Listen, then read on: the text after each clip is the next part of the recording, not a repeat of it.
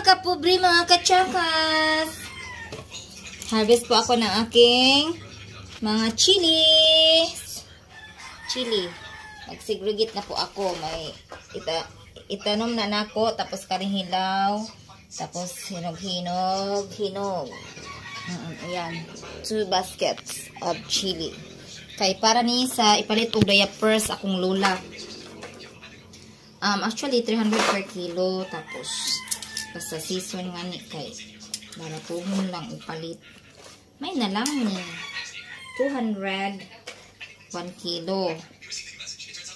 Katong una among harvest kay gipalit lang og kuan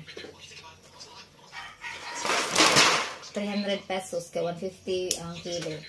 So nakapalit ni ato og isda for my lola and my uncle nga may kuan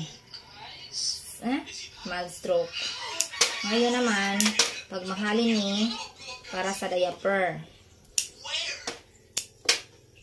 Ang hirap kasi ng buhay. Kaya garden na lang. Garden tayo. Kaya pag may itinanim may aanihin.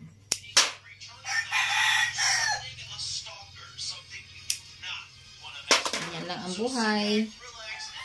Kaya maawa ang Diyos. Ito sana mag-abroad. Ay, ang ikog. Nakita na sa video ang ikog.